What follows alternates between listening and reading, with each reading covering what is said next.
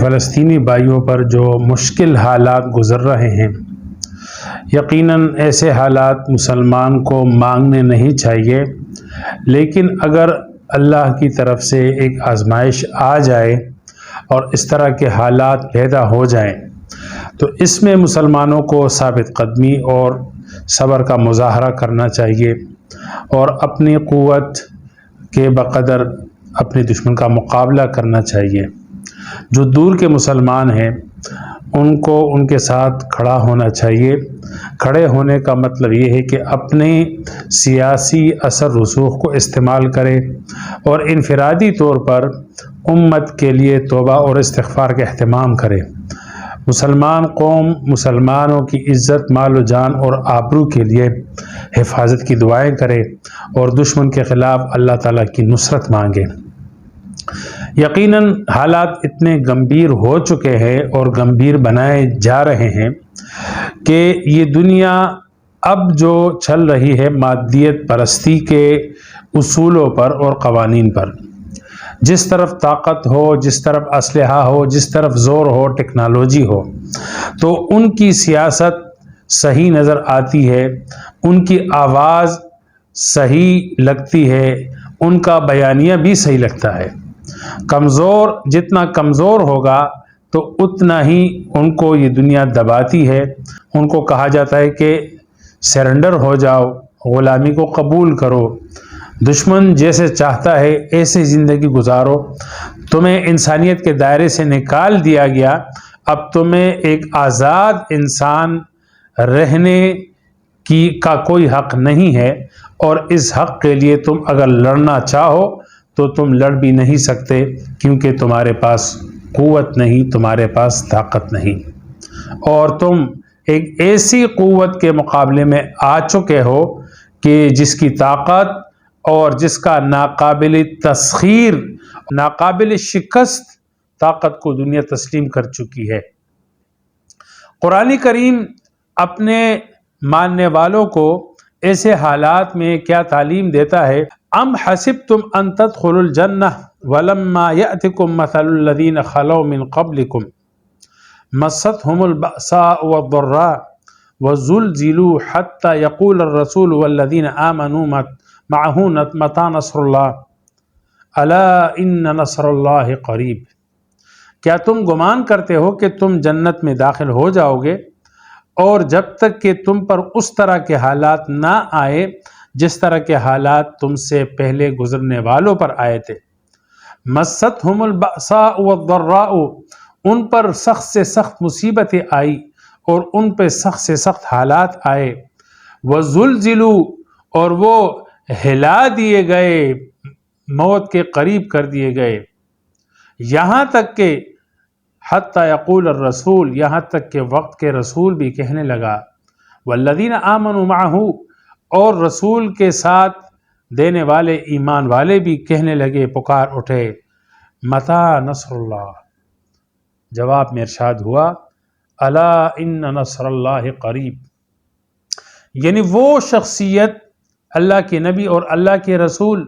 جن کی زبان پہ ہر وقت اللہ کا ذکر، شکر اور صبر کے علاوہ کچھ اور ہے نہیں،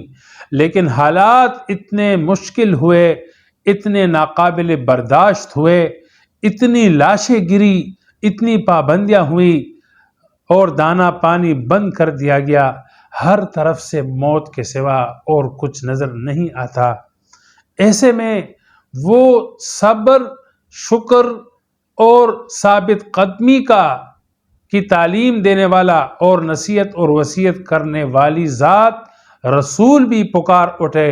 حتی یقول الرسول، رسول بھی پکار اٹھے، والذین آمنوا معہ،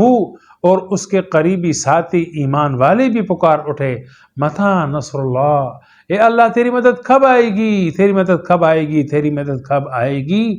یہ وہ نقشہ ہے کہ حالات اتنے زیادہ سخت ہو جائیں گے کہ عام اہل ایمان کی تو کوئی بات ہی نہیں، بلکہ جس رسول پر لوگوں کو ایمان لانا لازم ہے، جن کی اطاعت ہی اللہ کی اطاعت ہے، جو اللہ کا پیغام لے کر آیا، جو اللہ کی طرف سے صبر اور ثابت قدمی کا حکم سنانے آیا ہے، وہ ذات، وہ رسول اور وہ نبی بھی پکار اٹھے متی نصر اللہ، اللہ کی مدد کب آئے گی؟ اللہ نے فرمایا الا ان نصر اللہ قریب، اللہ کی مدد بہت قریب ہے۔ میرے دوستو، ایسے ہی حالات یہ پہلی مرتبہ نہیں آئے، بلکہ اس امت میں نبی کریم صلی اللہ علیہ وسلم کی موجودگی میں، جبکہ صحابہ کرام کی وہ عظیم جماعت بھی موجود تھی کہ جن کے ایمان کو قرآن کریم نے معیار حق ٹھہرایا کہ اگر ان کی طرح ایمان لاؤ گے تو تمہارا ایمان اللہ کے ہاں قبول اور مقبول ہوگا، جنہوں نے رسول اللہ صلی اللہ علیہ وسلم کے ساتھ ہر وقت ہر قدم پر ساتھ دیا، اپنی جانیں قربان کی، اپنی اولاد قربان کی، اپنے اموال قربان کیے، اور اپنے شہر مکہ کو خیرباد کہا، اور ہر گھڑی اور ہر قدم پر رسول اللہ صلی اللہ علیہ وسلم کے اشارے پر ہر دشمن کے سامنے، ہر سخت اور مصیبت میں وہ آگے کھڑے ہیں، نہ جان کی پرواہ، نہ مال کی پرواہ، نہ خاندان کی پرواہ، نہ بیویوں کی پرواہ، نہ بیٹوں اور بیٹیوں کی پرواہ، نہ والدین کی پرواہ، لیکن ایک ہی جذبہ کہ رسول کے اشارے پر سب کچھ قربان کرنا ہے، کیونکہ ہمیں اللہ کی جنت ہمارے سامنے ہے، پیچھے ہم نے دیکھنا نہیں ہے۔ ایسے اعلی ایمان والے اور بلند مرتبہ ایمان والوں پر کون سے حالات آئے؟ رسول اللہ صلی اللہ علیہ وسلم کی موجودگی میں ریاستی مدینہ پر جب کفار مکہ نے اٹیک کیا اور حملہ کیا، اور اس بارے میں پوری کی پوری سورت، ایک سورت الاحزاب قرآن کریم کے اندر موجود ہے، اور اس وقت کا اور اس مصیبت کا اور اس اندوناک اور المناک اور سخت حالات کا نقشہ قرآن کریم کچھ یوں کھینچ رہا ہے کہ یا ایھا الذین آمنوا اذکروا نعمت اللہ علیکم، کہ اے ایمان والو کہ تم اس وقت کو یاد کرو جب اللہ نے تم پر نعمت فرمائی، اذ جاءتکم جنود، کہ جب تم پہ فوجیں آئیں، فارسلنا علیہم ریحا، ہم نے ان پہ آندھی بھیجی، وجنودا لم تروہا، اور ایسی لشکریں بھیجی جن کو تم دیکھ نہیں سکتے تھے، وکان اللہ بما تعملون خبیر بصیرا، اور اللہ رب العزت تمہارے اعمال کو دیکھنے والے تھے۔ کیا صورتحال تھی؟ اللہ کی جب مدد آئی، اور آخر میں آئی کب آئی؟ کہ جب مؤمنین اور رسول اللہ صلی اللہ علیہ وسلم اور اہل مدینہ اسی حالت میں تھے جس حالت میں آج فلسطین ہے، کہ اذ جاؤکم من فوقکم، وہ تم سے تمہارے اوپر کی طرف سے آئے، ومن اسفل منکم، اور نیچے سے بھی اٹیک ہوا، وَإِذْ زَاغَتِ الْأَبْصَارُ، اور آنکھیں جو ہے وہ پھرنے لگی خوف کی وجہ سے، وَبَلَغَتِ الْقُلُوبُ الْحَنَاجِرَ، اور کلیجے منہ کو آنے لگے، وَتَظُنُّونَ بِاللَّهِ الظُّنُونَ، اور تم میں سے کمزور لوگ اللہ کے بارے میں طرح طرح کے گمان کرنے لگے۔ هُنَالِكَ ابْتُلِيَ الْمُؤْمِنُونَ، اور مؤمنین کو آزمائش میں ڈالا گیا، وَزُلْزِلُوا زِلْزَالًا شَدِيدًا، اور ان کو ہلا کر موت کے منہ میں ڈالا گیا۔ وَإِذْ يَقُولُ الْمُنَافِقُونَ، تو منافق قسم کے لوگ، وَالَّذِينَ فِي قُلُوبِهِمْ مَرَضٌ، اور جن کے دل میں خوف تھا، دشمن کا خوف تھا، بزدلی کا مرض تھا، بزدلی کی بیماری تھی، وہ کیا کہنے لگے کہ مَا وَعَدَنَا اللَّهُ وَرَسُولُهُ إِلَّا غُرُورًا،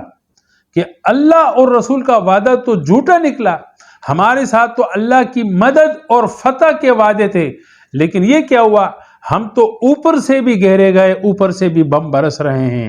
اور اوپر سے بھی خوف، نیچے سے بھی خوف، ہر طرف خوف ہی خوف، ہر طرف موت ہی موت۔ اور متی نصر اللہ، اللہ کی نصرت کہاں پر ہے؟ جو اللہ کے رسول نے ہمیں اللہ کا وعدہ سنایا تھا کہ اللہ کی مدد تمہارے ساتھ ہے، نصرت تمہارے ساتھ ہے، فتح تمہاری ہوگی، کہاں ہے وہ فتح؟ ہم تو گھیرے گئے ہیں، ہمارے شہر مدینہ کو، ریاستی مدینہ کو ملیامیٹ کرنے کے لیے اتنی بڑی بڑی فوجیں آ گئی سامنے، ہم تو مٹنے والے ہیں، مرنے والے ہیں۔ یہ وعدے تو جھوٹے تھے، جس طرح کہ آج کے لوگ کہتے ہیں کہ فلسطینیوں کے ساتھ اللہ کی مدد کیوں نہیں آتی؟ اگر اللہ مدد کرتے ہیں ایمان والوں کے ساتھ تو ان کے ساتھ مدد کیوں نہیں ہے؟ ایسے ہی باتیں صحابہ کرام کو بھی سننے کو ملی، اور ان کے اندر کے لوگ ان کو خوفزدہ کر رہے تھے اور اس طرح کی باتیں کر رہے تھے، اللہ اور رسول کے وعدوں پر سوالات اٹھا رہے تھے کہ ما وعدنا اللہ ورسولہ الا غرورا، کہ اللہ اور اس کے رسول نے ہمارے ساتھ جو وعدہ کیا تھا غرورا، وہ دھوکہ تھا۔ اللہ اکبر۔ وَإِذْ قَالَتْ طَائِفَةٌ مِّنْهُمْ يَا أَهْلَ يَثْرِبَ لَا مُقَامَ لَكُمْ فَارْجِعُوا، اور بعض لوگوں نے کہا کہ اے مدینہ والو، لا مقام لکم، آج تم ٹھہر نہیں سکتے، فرجعوا، دشمن سے پیچھے ہٹو، سرنڈر ہو جاؤ۔ وَيَسْتَأْذِنُ فَرِيقٌ مِّنْهُمُ النَّبِيَّ يَقُولُونَ إِنَّ بُيُوتَنَا عَوْرَةٌ وَمَا هِيَ بِعَوْرَةٍ إِن يُرِيدُونَ إِلَّا فِرَارًا، اور کچھ لوگ اجازت لینے لگے کہ ہم اس لڑائی میں نہیں جھونکنا چاہتے، ہمیں اجازت دے دے، ہمارے گھر غیر محفوظ ہے۔ جس طرح کہ ایک ملک نے شروع میں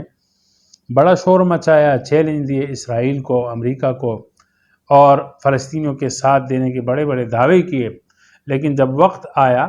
اور ان کو اپنے معاشی یا سیاسی مفادات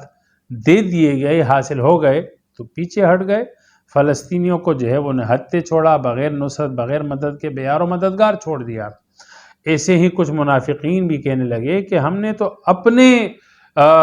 جو ہماری پراپرٹی ہے، ہمارے جو گھر ہے، یا ہمارا جو ملک ہے، ہماری جو معیشت ہے، ہم نے اس کو سوچنا ہے۔ اللہ فرماتے وَمَا هِيَ بِعَوْرَةٍ، وہ محفوظ نہیں ہے۔ یہ نہیں سمجھو کہ اگر تم اس